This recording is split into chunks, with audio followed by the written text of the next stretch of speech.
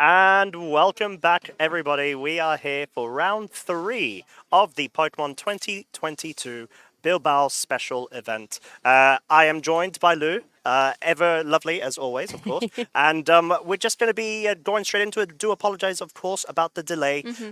We do have our players set up right now. There were a couple of technical issues with spectator mode, but I'm sure that they've pretty much been ironed out right now. Yeah, it wouldn't be a Pokemon tournament if there weren't a few little technical things to get over. And I always think it's because there's like some kind of Porygon in the system, or Pikachu's fried the wires a little bit. You know, we're just going to blame the Pokemon or blame Shninja. That's what everybody likes to do best. Although it's one of my sneaky little favorites, and I was so happy to be able to feature it on stream in round 2. But we've got round 3, and you can see one of our players is going to be Álex, and you can see the accolades. Álex has done so much in his Pokemon career. UK National Champion in 2016, EYC finalist in 2017, and in 2019 got a top 8 Worlds finish, as well as being the Leon champion back in 2015. So a well-known face for those kind of top place finishes, really well accomplished player, and I'm looking forward to seeing how he's coming into this 2022 season. Yeah, definitely. And Álex has always been one of those upper echelon sort of players, always going ahead and defining the meta in the ways that he can and the kind of groups that he involves himself with.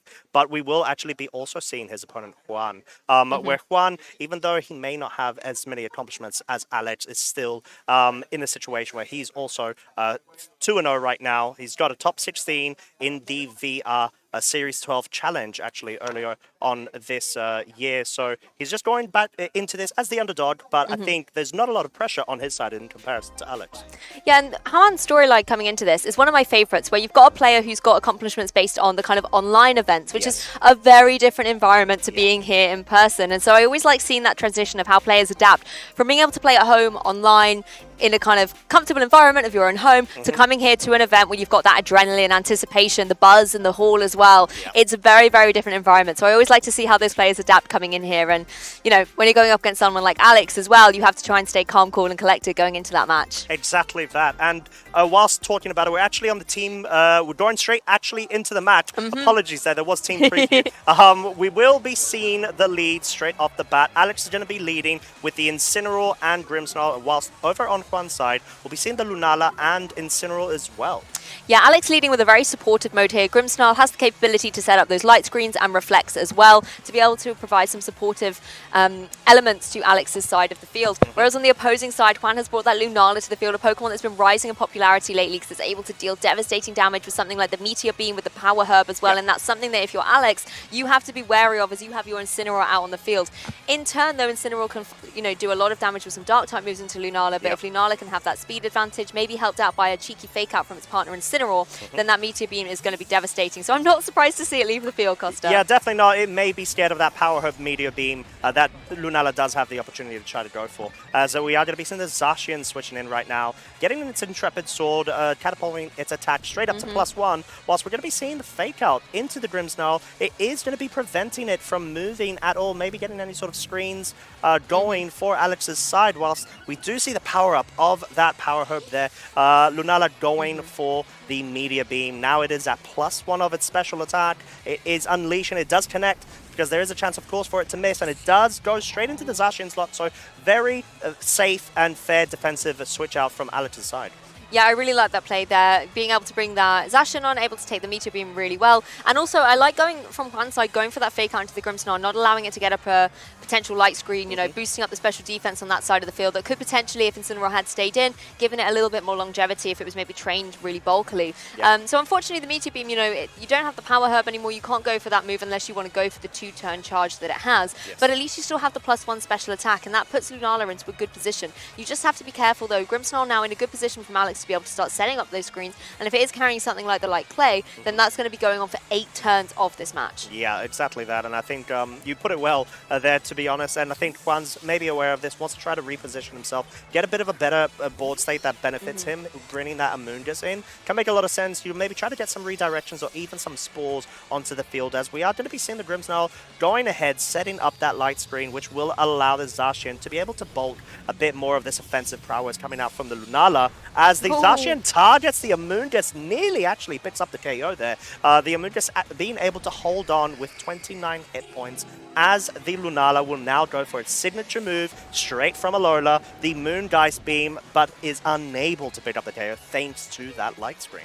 Oh, that poor little mushroom taking so much damage as it switched onto the field. And the issue with Amoonguss, you know, it is one of those really slow Pokemon. It's not going to be able to have the utility to go for something like a Spore. But what it can potentially do is go for that redirection, something like a Rage Powder, and draw in that Behemoth Blade and protect the Lunala a little bit more. Yes, Amoonguss will sacrifice itself, but that does allow Lunala to keep its Shadow Shield intact and also allow it to deal out another Moongeist Beam. And Zacian now in quite a predicament HP-wise, and then Moongeist team's going to be able to pick up the KO against it. And also, you know, yes, you will lose Amoonguss, but from one side, you're able to then have a free switch into a Pokemon in the back. Maybe that Incineroar could rejoin us, go for another Fake Out, and just keep applying that pressure. On Alex's side, though, Grimmsnarl, it's already set up the light screen, has the utility to maybe go, depending on its move pool, if it's got something like a Spirit Break, it can then break that Shadow Shield and also reduce the special attack back down to neutral. But Amoonguss just going on the defensive with a Protect. Wow, so very good play there from Juan, anticipating that naturally Álex would be targeting that Amoonguss there, as it does have that capability of redirecting thanks to the Rage Powder, was able to absolutely nullify Zacian's damage output there and pick up a KO straight into it as well, knocking it out with that Moongeist Beam from the Lunala. And we haven't actually seen Prankster usage from this Grimmsnarl as it goes for the Spirit Break. It's not only going to be able to drop a Lunala's special attack now back down to neutral,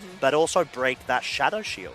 Yeah, I really liked here from Álex going for that Sacred Sword into the Amoonguss slot, though, just in case, you know, Amoonguss with this Regenerator ability can switch out, regain a little bit of HP, and maybe if Juan had decided to do that, bring the Incineroar in, then the Sacred Sword would have been a really good targeting choice. So nice from Juan here to kind of go on the defensive there, protect the Amoonguss. Yes, Yoshi Lunala's had his Shadow Shield broken, but I think that's a really good trade-off considering you've been able to pick up the KO against the Zacian. Yeah, and exactly that. I think at this point, Juan has forced certain sort of style and board state for Álex. That Álex needs to try to be able to bring in the pressure, as he is actually going to be bringing the Kyogre in right now. So we don't know if this Lunala does have access to wide guard or not. It does have the capability of doing so, which could actually prove to be quite strong from Juan's side, or apologies, from Alex's side, going into this following turn. But this Grimmsnarl, what can it essentially do right now other than maybe set up another screen or go for a Spirit Break? That's the thing, another Spirit Break would be good, just to kind of weaken that Lunala a little bit more. Yeah, you could go for a Reflect if you want to anticipate the Incineroar coming back in, or possibly the Groudon being the fourth Pokemon in the back there for Juan. But to be honest, I think the Spirit Breaks are going to be good just to keep chipping away at that Lunala. Yep. One thing our players also haven't done yet is Dynamax, so particularly Álex bringing in that Kyogre, it's possibly the opportunity to start going on the defensive here, having, you know, the Incineroar and the Grimmsnarl in play quite early on, allow for that kind of defensive support. But now you've got the Kyogre here, you've lost your Zacian, so Kyogre really is your only kind of heavy hitter left in the field at the moment, but no Dynamax. No Dynamax, and the Water Spout does come out, which means it will be picking up the KO on that Incineroar, but not on the Lunala, thanks to that Protect there. So Lunala, even though it does have its Shadow Shield broken, it is at neutral. It does still threaten to deal any sort of damage that it can. Maybe, who knows, pick up another Meteor Beam boost up. It will have to take the 2 turns, naturally. But in this situation, we know, at least for now, that there must not be a wide guard on that Lunala, since it didn't even go for it in that situation. Yeah, I mean, that Incineroar dropped to the Water Spout. You know, it did switch out for that. And Moongeist able to use this Regenerator ability to get a little bit of HP, so we will see it a little later on in the game. Yep. But for now, that fourth Pokemon has been revealed, the Groudon, and it's a really nice turn to come in on, being able to reset that weather, get the sun up in the sky. And you can apply some good damage now with something like a Precipice Blades. And from Grimmsnarl's perspective, this is where you might force Álex to go for that Reflect as opposed to a Spirit Break.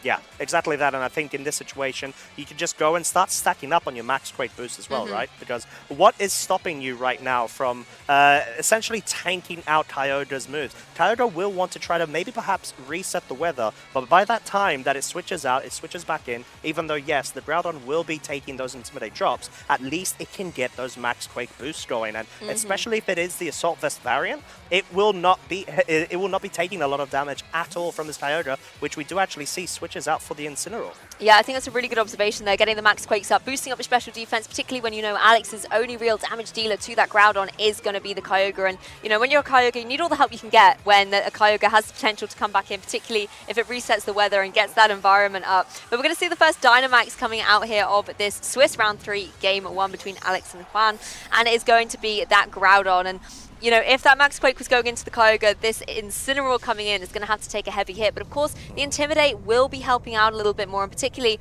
if the Grimmsnarl wants to go for that reflect, boosting up the defense on the side of the field, it's actually going to be really underwhelming how little damage this Max Quake will deal. Well, exactly, and there is always the potential of that Incineroar holding the Shutterberry, which actually we will not find out just yet, as the Grimmsnarl was actually targeted instead. So we see Juan trying to prioritize the Grimmsnarl, knowing that as a support, it could be quite detrimental to his own strategy going into this, as actually we see the Lunala going ahead and setting up the Trick Room. So maybe Juan wasn't expecting the Incineroar to switch in there, but maybe he was, because my point of view is that this Incineroar, if it does carry a Dark-type move right now, it will be threatening that Lunala, and the only thing Lunala can do is maybe try to get a Protect off. Yeah, I mean, the Trick Room, I think, when you look at all the Pokemon in play, it really benefits that Amoonguss hiding in the back. If Juan can get the Amoonguss in on the field here, able to start throwing some spores around, it could buy him the time needed to be able to deal out some good damage, stall out some of the reflects and the light screens, and that's possibly why Grimmsnarl was the target there, because you need to get rid of it so it doesn't have the opportunity to set those screens up again later on in the match, because you can see how little damage that Max Quake gave out. Amoonguss back on the battlefield, it's not going to worry taking a Spirit Break here, does minimal damage, but I wonder if this Incineroar has maybe thought about that and gone for something like a Flare Blitz, and Amoonguss will not be able to withstand that at all. Oh, and we do see the Flare Blitz coming out, and it is targeting that slot, so very heavy punish right there for that switch up, expecting the Lunala to play a bit more defensive there. So very, very good read made from Álex there, as we are going to be seeing the Max Quake now coming back out again into the Grimmsnarl slot, and I believe that was a critical hit, because that must have... Yeah, there was no other way I was going to pick it up there. So very beneficial there. Get a bit of a payback for that read, in a way. But in this situation, of course, this does mean that we are 2 versus 2 on each person's side. Yeah, it was definitely a tale of two stories there with the way that turn went out. And I really liked the play from Álex going for that Flare Blitz, because at the end of the day, if Lunala stayed in and Shadow Shield was broken, Groudon has very kindly set up the Sun for Alex's Incineroar. So going for the Flare Blitz was kind of a win-win situation. You're either going to deal significant damage to the opposing Lunala or catch an Amoonguss on the switch. And so really nice adjustment here, and good to be able to use that Fire-type move in the Sun before your Kyogre comes back onto the field. Now, Juan can always go for something...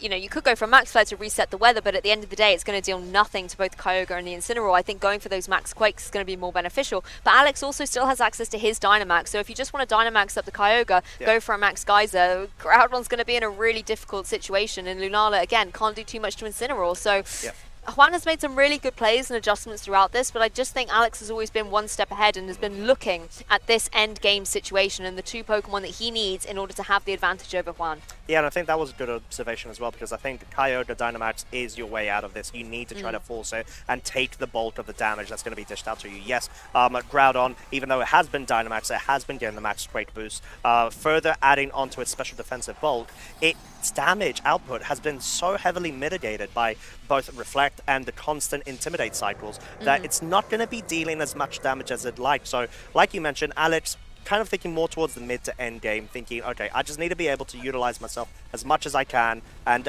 stall out my opponent's Dynamax as the Throat Chop is revealed and picks up the KO directly. ×4, super effective there. Naturally, that would be the case, and we do actually see the Shutterberry being procced right now from the Incineroar over on Alex's side, which means we are going to see very, very small damage, although, my lord, Groudon still packs a punch there. I mean, I love the face that Groudon makes as it goes for the Max Quake. It just looks like it's kind of trying to scream at the opponent in intimidation in some way. But really, that Shutterberry reveal really helping out Incineroar in this situation. And Groudon just being, yes, it has got these special defense boosts, and you can see that really paying off with the Max Geyser, but the fact is that's one Max Geyser. It's now a baby Groudon again. There's going to be another Max Geyser coming its way, and Juan just doesn't seem to have the utility to be able to deal with it. No, it really doesn't. And I did initially really like Juan's setup, where he's just trying to make sure that his Pokemon aren't able to get KO'd over time, whilst dealing that pivotal damage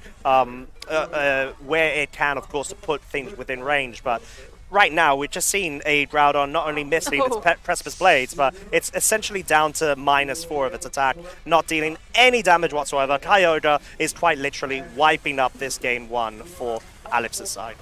Yeah, Álex able to take game one in commanding fashion, and I love that play as well from the Incineroar, going for the parting shot. No need to go for any damage here, but in the Trick Room environment, having the Groudon being able to move first against that opposing Kyogre, I think it's good to just weaken it again, really allow Kyogre the opportunity to deal out some really big damage. And I think looking towards that endgame situation really helped Álex out in this match, and that Kyogre in the battle of kind of rain versus sun, Kyogre came out on top. Yeah, and I think it's, like you said, the utilization of when to go for the Dynamax. So being able to stall it out in order to position your Pokemon in the right situation, right board state, so then just essentially win the game, because that doubling of HP, the fact that you've got this torrential amount of damage coming out from the Kyogre, even though there are the Max Quakes boosts, of course, does mean that you will be able to force that damage onto the Groudon when it no longer has its Dynamax doubled HP. I mean, getting the special defense boost up, I think was a really great play, just being able to have that extra bulk in the face of a Kyogre. But the issue was Álex had done something very similar on his side of the field.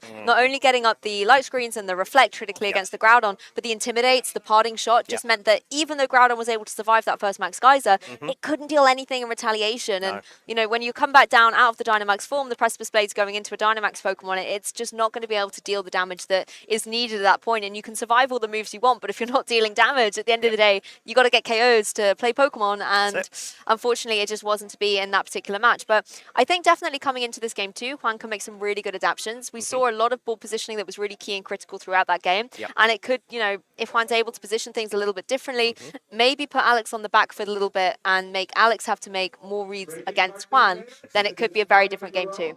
Yeah, and I think that Grimmsnarl really paying off dividends to how useful it was. Getting the screens up, going for the Spirit Breaks, even breaking, let's say, the Shadow Shield in that case as well, and dropping the special attack back to neutral. And then the Intimidate cycling as well. So that was really, really solid play. And I think, like you said, perhaps the Grimmsnarl needs to be focused down a bit better. I feel that, and obviously just break that core combination, don't you? So if you're on Juan's side, of course. So I think in this scenario, Álex may decide to go down a very similar path. It worked out for him. He was just able to essentially stall out the Dynamax to the appropriate time. And Juan, he does have a couple of options from what I've seen. I'm just curious to see how he actually tries to set up going into this game to what he thinks would be the most viable things to go for.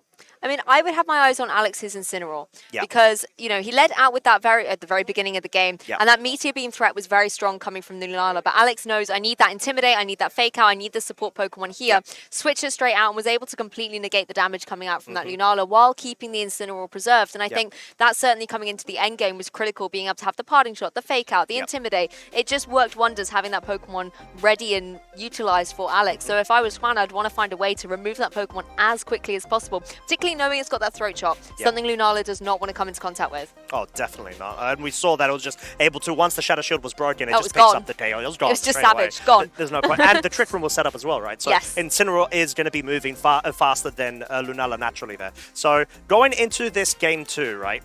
There are a couple of other options. Juan does have his own Grimmsnarl. I'm not sure if perhaps that could be an option to kind of maybe shut down or at least get super effective fairy type damage onto its counterpart on the other side of the field.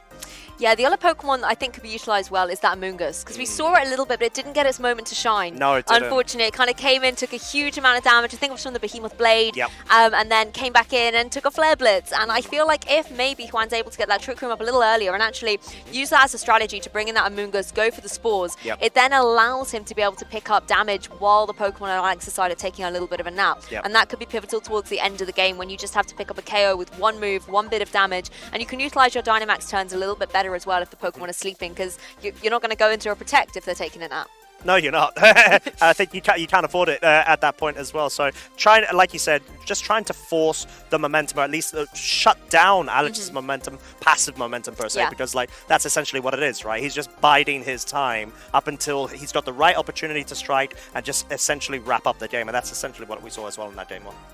Exactly, and I wouldn't be surprised to see the same kind of Pokemon coming up from Alex's side. The Grimmsnarl was critical with those screens.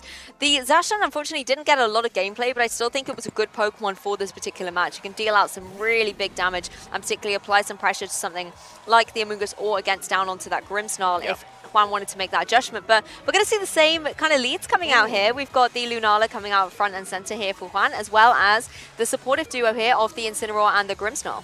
Yeah, and I think in this situation, mirroring what happened in Game 1, we saw that the Meteor Beam was targeted into that Incineroar slot, but it was switched out for the Zacian. So we may see something similar, although I feel at this point it's kind of mind games, isn't it? So what are you expecting? Are you expecting to actually stay in this time from Alex's side and just still go for the Meteor Beam, go for that simple same play? Because you don't have a lot to lose from it. You still get that boost up, but the important thing is like you mentioned, perhaps the Immune Disc could be key. If you could somehow position yourself, even try to go for a Trick Room and a Fake Out, to be honest, because then at least you try to bring in a certain scenario that you want to, but you would be susceptible to a Throat Chop like we saw as well, but there's no switch outs. Yeah, no switching and no Fake Out coming out from Juan's Incineroar there. Instead, going to go for the Parting Shot, reduce its offensive pressure a little bit, bringing its attack stat down to 1, 1 minus, and obviously that's going to help out against the opposing Lunala, but I wonder what Lunala's gone for on Juan's side here. Maybe it is going for that Meteor Beam. It's going to be a risky call to have made, though, knowing that Álex could so easily switch in the Zacian like he did in Game 2. Amoonguss is out on the field, though. Incineroar does go for the Parting Shot, however, and it goes before the Lunala has a chance to move. So that does give an indication that Lunala is going for the Trick Room. And the Amoonguss is on the field, so it's what we had basically discussed. The Amoonguss right now has been able to bring itself in a position where it is under Trick Room, and it is going to go for those spores. So that is what you want to try to do. You want to try to slow down the momentum from Alex's side that he's essentially been able to run away with in Game 1. And he has gone for his own Parting Shot, so the Lunala is at -1 of its special attack. But I think the key thing, at least that Juan has identified, is to try to get the Trick Room up and try to get the spores going, essentially, because I don't think this Grimmsnarl on Alex's side actually has Taunt in its move pool. Yeah, we haven't seen it as of yet anyway, and, Amoonguss going to be in a great position to go for those spores, like you said, and it was a great play here from Juan. Álex could easily have gone for the switch into the Zacian, and it looks like, particularly considering the time he's thinking at the moment, that he was going to go for that Parting Shot, bring in the Zacian, but the fact that we've got this kind of Trick Room situations, that's just not the Pokemon you would normally want here. It's very, very speedy, and there is the Trick Room going up on the battlefield. But from Alex's side, you can always stall this out with a few really good defensive plays, and Álex has the experience and knowledge of the game behind him to be able to really calculate how best to play this. Where are the protects going to be? Which Pokemon is Juan going to target? And how do I burn out and stall out these particular turns?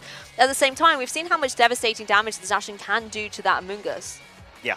No, exactly that, and I think in this situation, of course, we are likely going to be seeing the spores coming out, and it could even be a switch out from that Lunala as well. You want to be able to at least make sure that you're attacking as strong as you can. You can be bringing in the Incineroar, so it could actually drop the attack of that Zacian, whilst also threatening a Fake Out the following turn, as that's essentially what we've seen from Alex's side, opting to switch out the Grimmsnarl, does bring an Incineroar of his own, and most importantly, will be able to go for the Fake Out into the Amoonguss the following turn, but I'm not sure about which target the Spore is going to be going into right now, because this could really be quite crucial. Yeah, I mean, the Zacian looks really strong to be able to just go for a Protect. So if you're Juan, do you maybe try and target down the partner Pokemon, or do you go for the Zacian anyway because you can't afford to miscall it and then the Behemoth Blade will do so much damage? Amoonguss does go for the Spore, and it was into the Zacian there. So a wise Protect from Álex while allowing the switch for both the Incineroars, the two cats, to join us here on the battlefield, Costa. Yeah, and I think that's a really good adaptation as well, like a good read to try to reposition yourself if you're Álex. So being able to have the Fake Out means that, yes, you're also stalling out a turn of Trick Room whilst making sure that none of your Pokemon are actually being put to sleep. And I wouldn't be surprised if Zacian switches out, which it actually does right now for their Grimmsnarl. So we're seeing a bit of a revolving door of Pokemon, per se. Yes, very, very true. The Incineroar does go for the Fake Out into Amoonguss. Again, Álex just really wanting to stop this Amoonguss from being able to capitalize on the Trick Room environment. Grimmsnarl takes a Parting Shot, but again, from Álex, bringing in the Zacian previous turn, then you've got the Protect, now you've got the Switch. So you can just see these turns slipping away, only 3 more turns of the Trick Room, as you can see on the screen, and that's a limited amount of time now for this Amoonguss to really do anything. Juan as well being able to bring in the Groudon, though, I think is a really nice adaptation, because Incineroar's already on the field for Álex, so it can't intimidate against it. It can throw a Parting Shot its way, which would be quite unfortunate, but either way, going for something like a Precipice Blade here, when you know that one of the main switch-ins is going to be that Zacian, then you could potentially try and catch it with a bit of damage, or you could even go for those Max Quakes again, deal some big damage, and just prepare yourself for that Kyogre endgame. Yeah, and I think that would make a lot of sense, because that's essentially what you're trying to do. Although there is a situation that we may see sort of like similar mid to end game of Game 1, where Álex did not essentially go for the Dynamax straight away. He wanted to kind of wait it out a bit and position himself to the point where Kyogre could go ahead and get those guys set up. As we're just going to be seeing a Grimmsnarl do what it always does. Goes for the Reflect here. Spore will be coming out into the Incineroar slot, which means, yes, there is definitely no safety goggles right there. It is put to sleep. And I think it may have even actually had Sugar Berry revealed in game 1, which we actually do see come out right now. Yeah, we saw that Sugar Berry the previous game. And once again here, as Precipice Blaze comes out, connects on both the opposing Pokemon. But that Intimidate really paying off, and the Reflect. Once again, Álex has been able to put himself in a position where, yes, there's a very scary Pokemon on the opposing side of the field, but he has the utility to be able to weaken it and make it so much less of a threat than it would have been without these supportive measures. And once again, another turn of Trick Room has gone by, and not a lot has happened. Yes, Incineroar's gone to sleep, but the whole point of putting Pokemon to sleep is you capitalize on it. You deal out big damage, you switch up your ball position so that you're in a more formidable position. And Juan just doesn't have the utility to be able to do that right now because of the defensive utility that Álex is having. Well, exactly that, and I think the sort of strategy that Juan was wanting to go for with the Trick Room setup, it made sense initially when we were talking about it pre-Game 2, but in the way that Álex has handled it, he's really done it exceptionally well, where he's essentially nullified it to the point where now we're just about to run out of Trick Room, and he can actually go ahead and reposition himself to force out a more offensive approach going into this following turn, as we actually see Juan try to make that adaptation from his side of the field, goes for the Lunala switch, and the Spirit Break actually comes out from the Grimmsnarl, goes into that Amoonguss slot. Yeah, it just catches the Amoonguss a little bit there, a little bit of chip damage, but free for Amoonguss to go for another Spore. Now, this is a little bit more like it, being able to put both the Pokemon asleep. And Juan brings in the Lunala just as these Trick Room 10s are starting to end, but Incineroar is able to wake up and go for the Parting Shot. And I love Parting Shot in this particular strategy Álex is going for, because Intimidate only affects the physical attackers, right?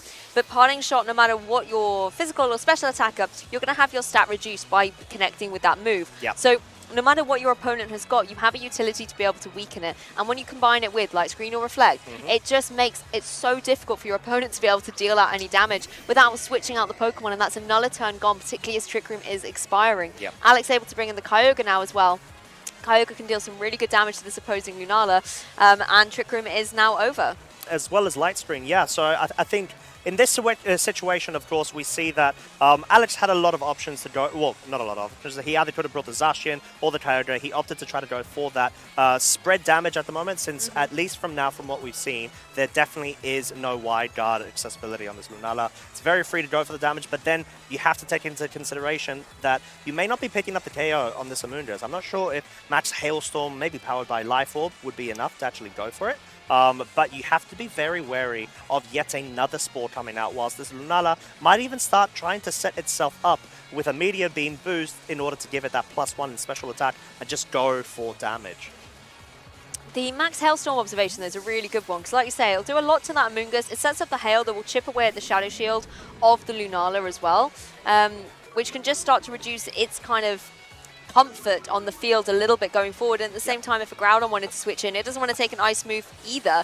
And if Groudon comes in, obviously the weather gets reset to the sun, the water moves aren't going to be dealing too much. Max Hailstorm could actually be a really nice player from Álex. It covers a lot of different options, gives him a lot of utility to deal some damage. And there is going to be the Dynamax Kyogre. Oh, here we go. Let's see to find out, of course, if Álex has actually opted for that play. But the Lunala hasn't actually switched out. I would have thought maybe it could have, because it was at -1, but it may just be going for Protect on its side of the field, maybe trying to stall out. At least that's what we've seen Amoonguss go for. Hailstorm is confirmed to be coming out. It does target down that Amoonguss slot, and like you mentioned as well, deals respectable damage, honestly, behind that Protect there due to that critical hit. And it will be breaking that Lunala's Shadow Shield. So we still haven't seen Lunala go for any sort of moves. It could actually be going for a Trick Room setup yet again to try to get domination under Trick Room and just go for the consecutive Spores. Do you know, I really like this play by Juan here. Going for the Protect. Even, you know, Kyogre sees the Protect and gets really mad, goes to critical hit, but it's still not enough. That Amoonguss is here to stay, particularly as Trick Room gets set up. Now that the Amoonguss is in a great position to go for the Spores into that Kyogre or into the Incineroar and help out the Lunala. I mean, the Lunala still has access to its Meteor Beam with its Power Herb, and that could devastate that Incineroar, but if Incineroar is going to be able to move a little faster in this Trick Room, it's going to be able to remove it with the Throat Chop. Now the Shadow Shield has been broken. So if you're Juan, you have to play a little bit carefully here. At the same time, Amoonguss, you could go for the Spore, but you could also go for the Rage Powder. You definitely could, and I think in this situation, if you're expecting a Protect coming out, because this could be Juan's moment to try to take advantage of passive play from Alex's situation, but no, we actually just see the Fake Out coming out, goes into the Amunga slot. Naturally, the Meteor Beam actually is going to be coming out from the Lunala, logically targeting down that Incineroar. It's not going to be hitting as strong as a +1 Meteor Beam would, but it is still going to be hitting super effectively onto this Incineroar. And I think, like you noted as well previously in the intermediary, that Incineroar can be such a big issue for Juan's Pokemon, and it is successful in picking up that KO. Yeah, such a disruptive Pokemon for Juan in game 1, so being able to remove it is certainly a sigh of relief. But you still got to contend with this Kyogre that's on the battlefield, going for a Max Geyser, going to be able to find its mark down onto that Amoonguss, and is enough to be able to pick up the KO against it, despite not being able to deal, you know, super effective damage by any means, due to the dwindled HP, the boost of the rain, the just power of Kyogre. It's able to deal so much damage, and I really like the way that Kyogre is able to utilize the weather in this particular game. Going for that Hail, chip the Lunala. Hey, we don't need this anymore. Let's set the rain back up and give me the environment I want to be in. Yes, Juan has the opportunity to bring the Groudon in, as you can see is happening, reset that weather up, but you can still apply pressure again with that Hail, with the Max Geyser, and if you play your cards right with it, you can deal so much damage to this Groudon before it's able to retaliate and get those Max Quakes up. And I think that's what Juan's essentially forced to try to go for, right? He wants to try to make sure that he could try to bulk up as much as he can, as what we had seen in game 1, but he's actually got an advantage right now. That Incineroar is off the field. It is out of this game too. So yes, Reflect, it may still be in play at some point, right? But that Grimmsnarl is still asleep, so this is a much favorable position for Juan, and he's in Trick Room too, so he's got a lot of venues for him to take. So I think it should at least look to be much better in game 1 in comparison. That's the thing, if you can get rid of the formidable threats on Alex's side, you can kind of ignore the Grimmsnarl. It can't deal a lot of damage, let's be honest. We've only seen it really go for those Spirit Breaks, and although those are going to really frustrate Lunala, Groudon doesn't really care too much. If you can get rid of the Kyogre, and then, you know, you've got the Zacian as well in the back, they're the Pokemon you really need to target down, but you have to be careful as well of Grimmsnarl being able to set up those defensive screens. At the minute, you've got the opportunity to let them tick out, but you need to make sure that you're KOing it before it's able to set them right back up. Going to be another Weather War on our hands here, Costa. We've got the Groudon going for its Dynamax as well. The sun's in the sky is going to be very happy. But it needs to be able to deal with this Kyogre before Kyogre can deal good damage right back to it. It really does, and I think in this scenario as well, it's benefited from the sun being on the field. It's not going to be taking that much damage from the geysers, and it's actually going to be moving first before, naturally, because of the speeds and how they work. Unsuccessful in actually picking up the KO there, leaving the Grimmsnarl on 13 hit points, but the most crucial thing there is being able to boost its health and Lunala's special defense by +1 stages. And Lunala's just going to go for the Moongeist Beam here, logically just targeting that slot, wants to try to force Alex's hand and have his final 2 Pokemon on the field take advantage of Trick Room as much as possible, since Zacian will not be liking any sort of Max Quakes going into it. Exactly, the double up was really important there. Remove the Grimmsnarl from the field, stop the screens from going back up. But look how devastating that Max Geyser is with the Life Orb as well. It doesn't matter, and a critical hit. There's Kyogre's on a rampage. There's 2 critical hits in this game. It is not messing around. It wants to be able to try and take this 2-0 for Alex, but it's going to be tough with Groudon against it at the moment.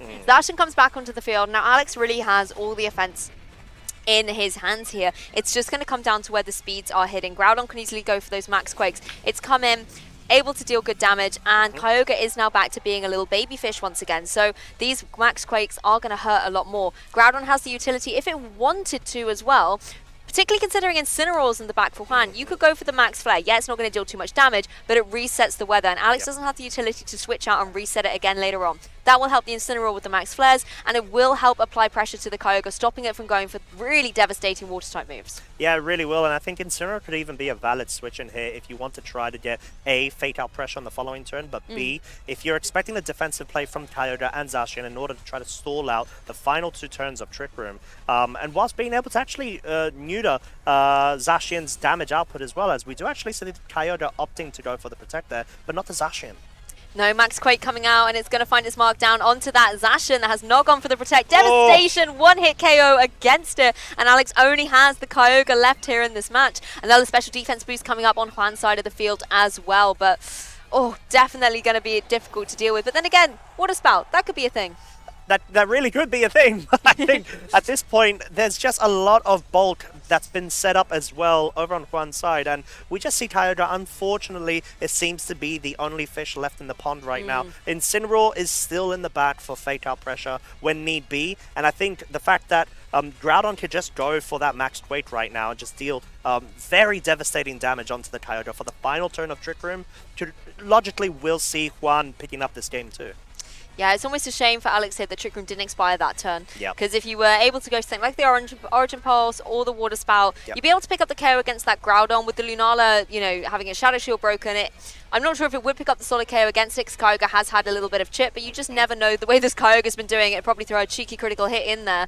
And then Kyogre's obviously in a great position to deal with the Incineroar, but I think Juan just being able to have the utility to bring in, like you say, that fake out pressure later on, it just looks like it's going to be difficult for Álex to come back from this. Groudon once again just going to scream down at that Kyogre, going straight into it. Not enough to pick up the KO, and you can also have a little look there at Alex's timer as well. He's really been thinking through every single turn in this match. You know, it's gone down to only 42 seconds left, so this game is looking a little bit perilous for him on many fronts. Lunala going to go for that Moongeist Beam as well. Yeah, pretty much going to go and seal up this game 2 for Juan's favor. Of course, picking up the KO there. So we see Juan actually starting to bring it back and forcing this set into a third game. Yeah, I love the adaptation there, going for that Trick Room. It wasn't super successful the first time he tried it. You know, Álex was able to really well stall out those turns, but Amoonguss was able to put a few Pokemon to sleep, and then critically, Trick Room went up again, and Amoonguss was able to kind of go, right, I've warmed up now. Let's go. Let's put a few more Pokemon to sleep. And that pressure was really, really helpful for Juan, and being able to bring the Groudon in unintimidated, the Reflect wasn't in play. You could just see the difference that it made offensively. That Zacian just went down. Offensive passiveness versus offensive passiveness. I think that's pretty much the culmination, at least, of game 1 and 2. So going into this game 3, I think Juan, it makes a lot of sense to maybe try to go, because like you said, Amoonguss must have been MVP there, at least it felt like it, because you're just going ahead and you're allowing breathing space for your other Pokemon and to also stall out certain scenarios for you. Whilst Incineroar being like, Grimmsnarl was put to sleep, right, game 2. Incineroar was taken down. And I think those were the 2 key points to allow such breathing space for Juan. So logically, I think he's very happy with the 4 that he selected, and he may even opt to go for that same sort of lead, because it's quite tough, right? You're going into this, you see that Álex feels confident about the leads that he's been entering so far, and he's waiting for an adaptation perhaps for Juan, maybe to try to change it up, maybe anticipate any sort of like varying strategy to try to like gain more momentum straight off the bat and not allow for so much passivity in the beginning.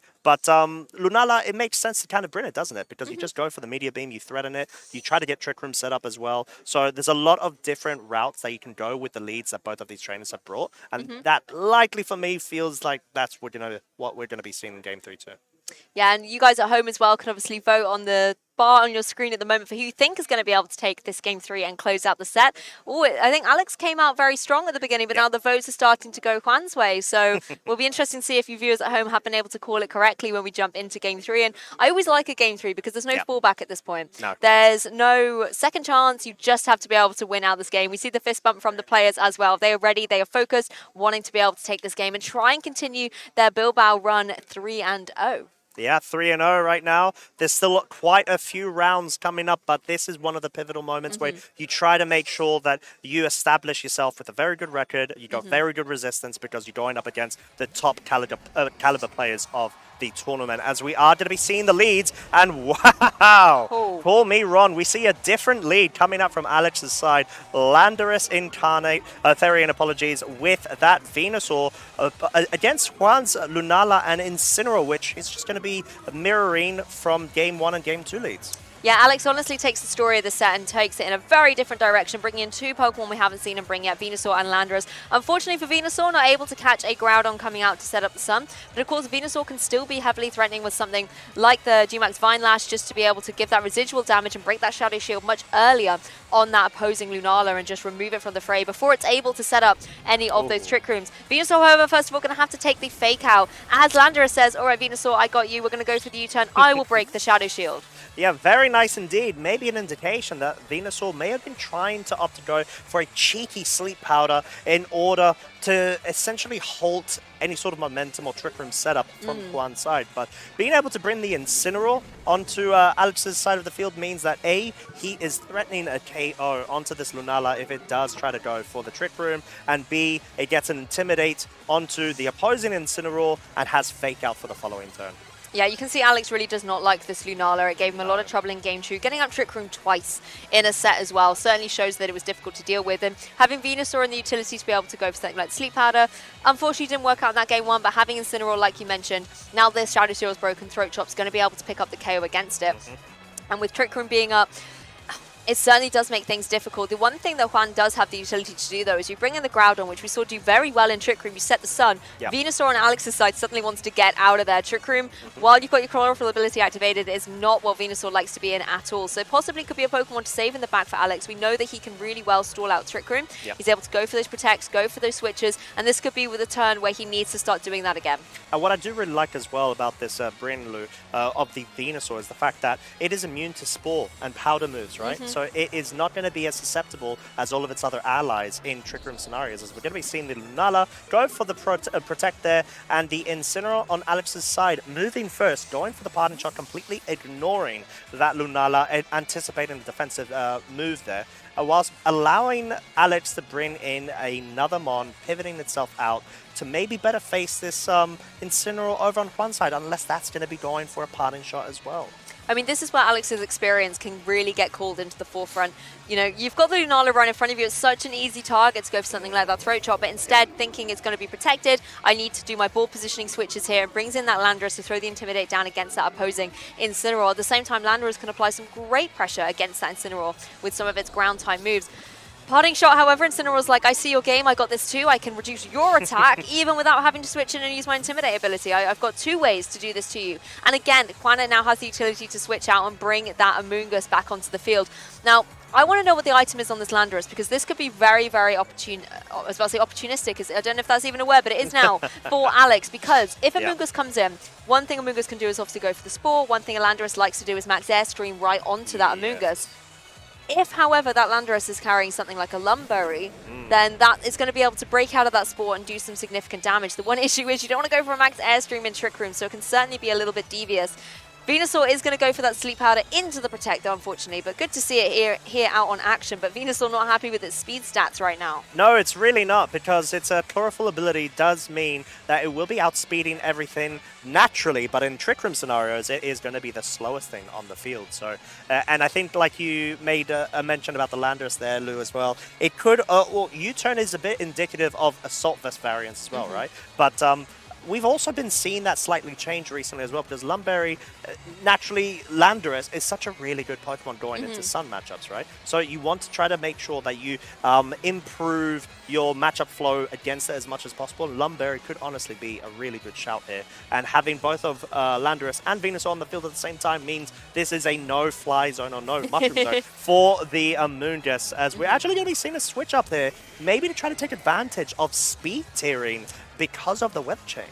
Yeah, really nice here from Álex. So I was going to say, I wouldn't be surprised to see the Incineroar come back in to throw an Intimidate down on that Groudon, but Kyogre, you know, reducing the speed on that Venusaur will do as well. Precipice Blades connects on both Pokemon. Venusaur able to go for the Sleep Powder on the Lunala before it is able to move. Great play by Álex, you know, really switching things up with the speed. Lunala is going to be taking a little bit of a nap and keeping itself very vulnerable going forward. Lovely, lovely little play there. And Lunala all of a sudden thought that it's just going to go ahead and click some buttons, do some damage, but no, not in this scenario, at least for this turn, as it has been put into sleep right now. And the Groudon, yes, it is going to, it did deal a substantial amount of damage both on the Venusaur and the Kyogre, but there is both the Landorus and the Incineroar in the back for Álex to be able to just mitigate its damage output and just lessen it over time. And I think Landorus is so good into Groudon, because it does have that flying type, which is completely immune to the ground type moves.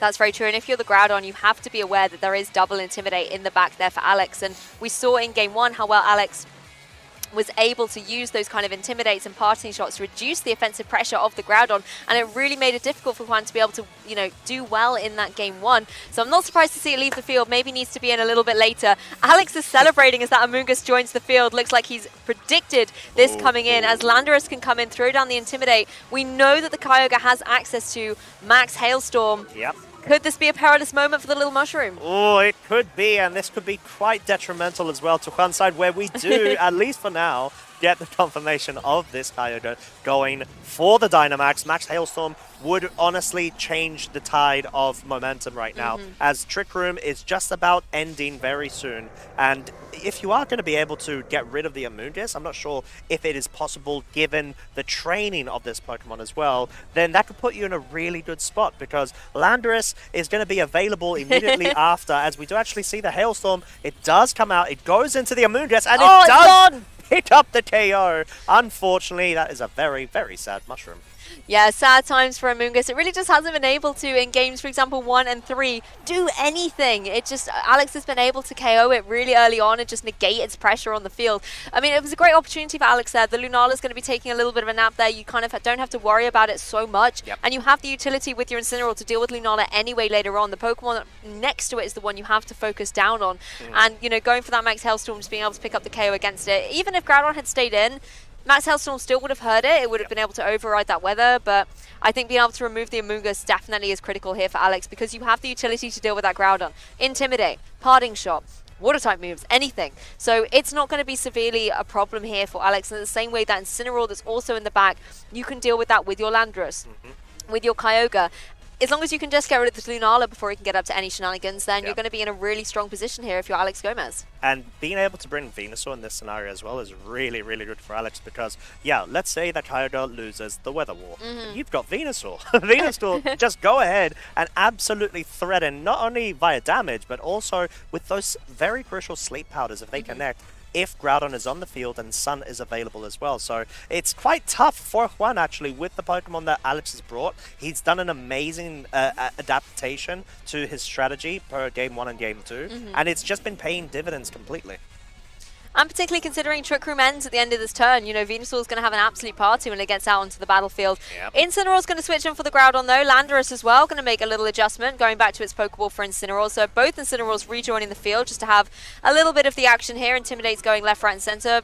Notably mostly into special attackers here, but of course it's going to hurt Juan's Incineroar to have an Intimidate thrown down against it, as Lunala is still resting. I know it's Game 3, it's been a long match, but come on Lunala, you've got to wake up for your trainer.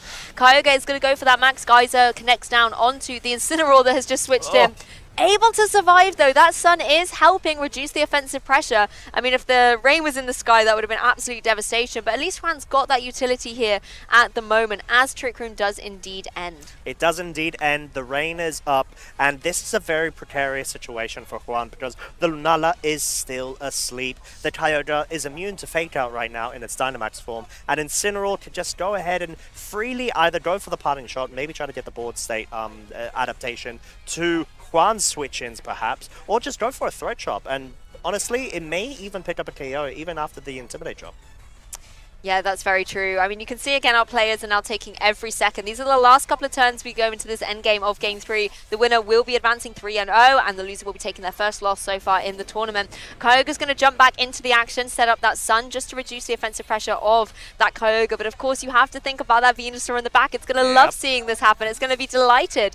And it is going to be the Landorus rejoining. So poor Groudon, no matter where it's coming in, it's getting hit with an Intimidate. Álex just has the utility to be able to just switch in Incineroar, Landorus, and keep rotating, keep catching the Pokemon that come in. You're either going to get the Incineroar or the Groudon here. Max Geyser's going to come out from that Kyogre, connects down onto the Lunala, suddenly realizing, you know, Lunala's going to wake up in a minute. We need to maybe deal with this Pokemon before it gets that Trick Room back up and activated.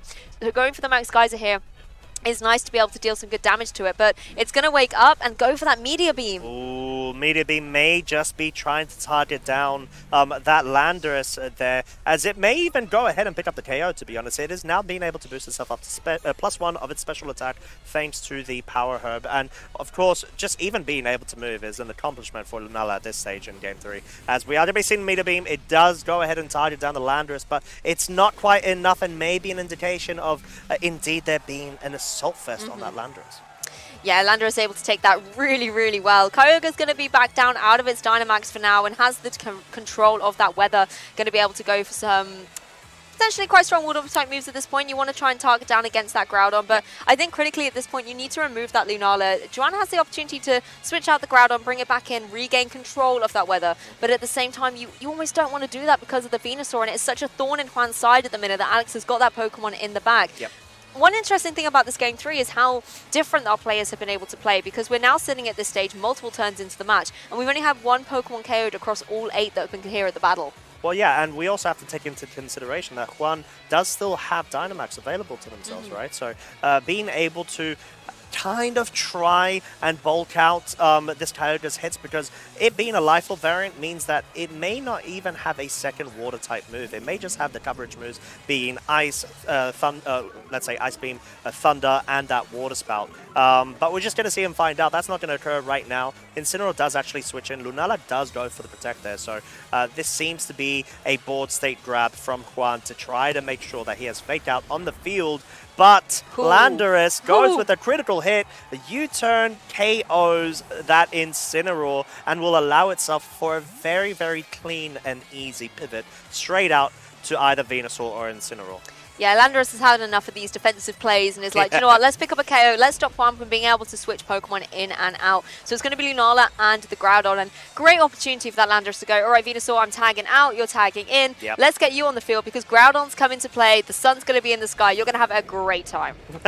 It really will, because I think in this scenario, this isn't really what you want to see if you've got a Groudon and you've got a Venusaur across from you. You're like, I would have preferred you being on my team rather than my opponents. But yeah, of course, Venusaur is just running amok, and it can just go for Sleep Powders to kind of neutralize a Dynamax opportunity from Juan.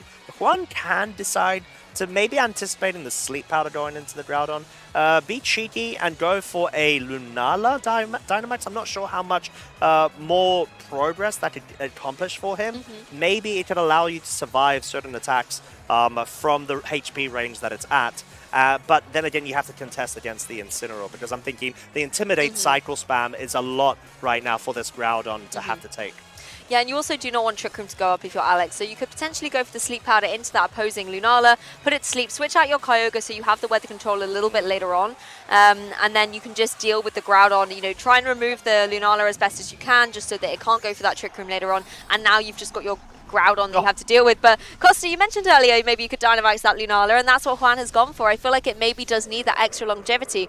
Or alternatively, if Lunala goes before the Groudon, it can go for something like that Max Phantasm. It can reduce the physical defense of both these Pokemon, and a Precipice Blades is then going to be just devastating.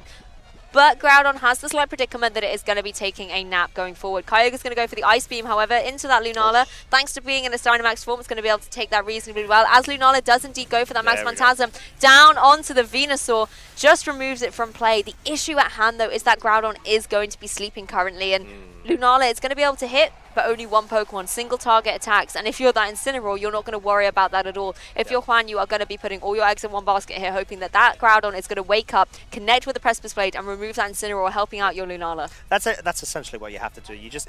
Juan was really hoping to not get that Sleep Powder connecting to his Groudon, because think about it, if he actually missed it, avoided it, then this would have just been a 2 versus 2 against Incineroar and Landorus, and Lunala being Dynamax, it just needs to be a bit wary of the Landorus, but more importantly, the Incineroar, which it has that max Rockfall potential to try to go for to pick up the KO. So it would have been much different scenario. Of course, that is not what the situation is. We've got the Landorus. It is on the field. We did actually see that the Lunala is quite slow. The Kyogre was faster than it. It was able to get that Ice Beam off just before it went for the Max Phantasm. So that could be something else to take into consideration. And I think the Landorus being an Assault Vest, yes, Lunala is very, very strong, but this Landorus could be very bulky, very slow to allow itself to be able to take all of this special offensive moves that could be coming out from a Pokemon like Lunala.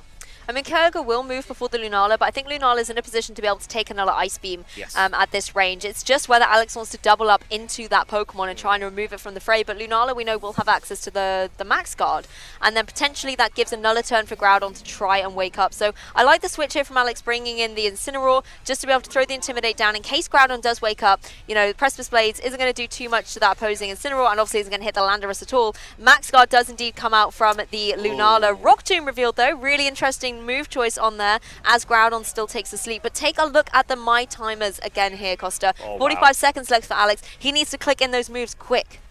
Very quick, because 45 seconds is not a lot of time. I believe that is essentially what you're given per turn. So, yeah, Álex is just going to have to be able to go ahead. Oh, wow. Oh, my lord. We get a double Max Guard coming out. Maybe Juan's recognized his win con here. It may just be your time. Groudon does wake up there. The Rock Tomb did go into that second Max Guard. It goes for a Rock Tomb of its own. That does mean that the Landorus is actually going to be brought down to -1 of its speed, and this double Max Guard is so crucial. Because in this scenario, we've got the Landorus actually now being slower. The Incineroar is on the field, but what you need to do, honestly, right now, if you're Juan, is try to play to your outs, and your time seems to be one of them. Yeah, it certainly does. And, you know, Lunala able to go for a Moongeist Beam here, having had the Landorus reduce its speed a little bit thanks to that Rock Tomb. The Moongeist Beam going to be able to find its mark down onto that Landorus. Able to pick up the KO against it, just removes it from the fray, and only 33 seconds left on that clock for Álex. Groudon does go for the Precipice Blades. It is going to be single target. There is a Sugar Berry, however, and I think that those Intimidates are going to be restricting the damage output that it can deal with. Lunala, however, still going to be in a great position to deal some damage to that opposing Kyogre if it didn't get KO'd. Forgot there that Incineroar hadn't quite moved. But, I mean, that double Max Guard, it was a little bit like Lunala kind of going like, hey, buddy, you're sleeping. I'm going to try and buy you as much time as I can. And it was just enough for that Groudon to wake up. But now this is where things get incredibly difficult. Kyogre comes onto the field. Yes, it doesn't have a lot of HP, but the rain is up, and that's not something that the Groudon wants to be able to see. The timer's really ticking along here. I mean, I think if you're Juan, you just click Precipice Blades and cross your fingers. I think that's what you have to do at this point, and hope that you don't get KO'd somehow. But we're just going to be seeing the Kyogre actually opt to go for a very defensive play there. Goes for the Protect. Precipice Blades does come out. This may just be a parting shot to further reduce this Groudon's attack. As, I'm not sure about that. That dealt a lot of damage. Throat Chop, no, there's no parting shot, but there's just a Throat Chop, maybe trying to put it within range for an Ice Beam KO. But this is coming so close and down to the wire, Lou. I'm not sure how it's going to unfold. Yeah, I mean, you have to kick Ice Beam. Water Spout's not going to deal too much with the dwindled HP, but it's not enough to pick up the KO against the Groudon. Groudon is going to be able to go for the Precipice Blades. It connects on both Pokemon, but it's going to be enough. Yes, double KO, and Juan is able to take this game 3, being the winner of the set in such a dramatic fashion at the end of that game 3. Amazing, absolutely amazing. That end game, I don't think either of us would have been able to foresee, because there were so many various elements going into that, and so crucial. That double Max Guard. Oh my lord. Can we please talk about that? I mean, it was just amazing from Lunala, just being able to take the turns where it's like, you know, if you're Álex in that situation, you look at the Groudon and go, it's sleeping, it's not the problem, but I need to deal with this Lunala. And being able to get the first Max Guard, already really frustrating. But the second one, hey, I've got the opportunity to now do exactly again what I wasn't able to do, but the Max Guard just completely flipped that game state. And, you know, you can see that Álex is disappointed with that. It's one of those things that is just difficult to deal with because he had a really good play. But at the same time, so did Juan, knowing that's what I need to be able to take this game and stop, you know, Álex from beating me in this set. And I just think Lunala being able to do that, allow the Groudon to wake up and go for those Precipice Blades. And the key thing, I think, was survival. You know, Groudon being able to survive that Ice Beam, hitting the Precipice Blades, all the things really added up towards the end. And it really was such a dramatic change of pace to what that game 3 started off as. Very slow, very steady, lots of switching, a lot of defensive plays, and then suddenly offensive mode. Yeah, it was. It was a complete change up, and I think both of the trainers recognized that, or at least we saw with the change up, right, from Alex's side, it kind of forced the change up from Juan's side as well, right? Because we see the Venus all of a sudden coming in. We see that it's really switch based as well. It came to be so important for the speed tiering of the Venusaur actually being able to get a sleep powder in the rain in Trick Room to not actually be the slowest thing on the field. That was such a cool turn. It was a very cool turn, and there was just so many various dynamics going into that. Very read-based, so like you said, completely different tempo, much faster. And Juan was able to just see that out. He saw his win conditions, and he went for them, and it just worked. And that's the important thing at the end of the day, isn't it? Well, you might be able to hear from the announcement above, the next round pairings are up. So we're going to take a really short break. Unfortunately, we won't have time for an interview, but we'll be back with another match very, very soon.